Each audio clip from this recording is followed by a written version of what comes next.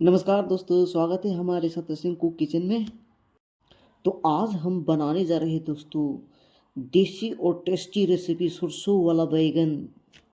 तो मैंने ये 10 से 15 बैगन ले लिया हूँ और इसको छोटे छोटे टुकड़े में काट लिया हूँ ये। और इसको काटने के बाद पानी से अच्छे से धो लिया हूँ ये।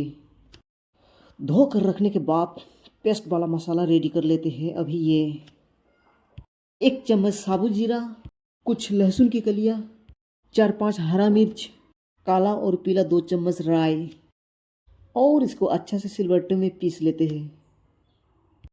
फोरन के लिए मैंने कुछ लहसुन की कलियों को काट लिया हूँ।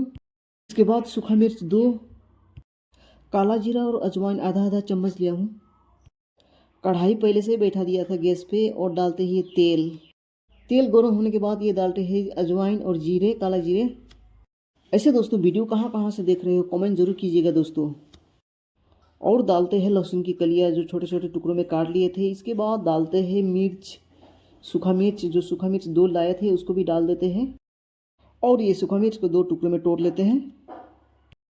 तो बैगन को इस तरह से बनाओगे ना तो खाने में बहुत टेस्टी आता है। अभी डालते हैं बैगन, ये काटा हुआ जो बैगन था उसको डाल दिए। ये छोटा सा पतला सा लंबा वाला, ये इंडिया के हर जगह में ये बैगन पाया नहीं जाता है मेरे हिसाब से। दूसरी बैगन से ये बैगन टेस्ट में बहुत अच्छा है, खाने में बहुत मज़ा आता है ये बैगन। जितना सारा काटा हुआ बैगन था सबको मैंने डाल दिया हूँ अब इसमें। और इसको चलाते हैं थोड़ा टाइम। चलाने के बाद इसको 5 मिनट के लिए ढक के रख देते हैं। तो 5 मिनट हो चुका है। अभी इसको देखते हैं ताकि कढ़ाई में ना चिपके। और इसको धीरे से चलाते हैं, फिर से धीरे धीरे चलाता रहना है इसको। जितना चलाएंगे उतना टेस्ट बढ़ेंगे। इस बैगन की खासियत यही है कि मछली जैसा एकदम होता है, मतलब मछली जैसा बनता है एकदम। खाने में इतना टेस्ट लगता है ना, बोलो मत। बहुत टेस्टी है ये बैगन, खाने में मज़ा आ जाता है खाने में। तो मैंने डाल दिया नीमक, यानी कि नमक। हमारे असमीज भाषा में नीमक बोलते हैं इसको। और इसके बाद डालते हैं हल्दी पाउडर। ये देख सकते हो हल्दी पाउडर भी डाल दिए। और ये हल्दी पाउडर डालने के बाद इसको चलाते हैं धीरे धीरे से। फिर से चलाने के बाद अब डालते हैं इसमें जो पिसा हुआ पेस्ट था, मसाला पेस्ट था, उसको डाल देते हैं अभी, जो सिलवट्टा में पिसा हुआ था। और डालने के बाद इसको फिर से चलाते हैं। मतलब चलाने वाला काम हमको रुकना नहीं, मतलब चलाते ही रहना है क्योंकि और इसके बाद इसको ढक के रखते हैं फिर से 5 मिनट के लिए। और इसको फिर से देखते हैं। ये काफ़ी अच्छा पक चुका है, मतलब गल चुका है।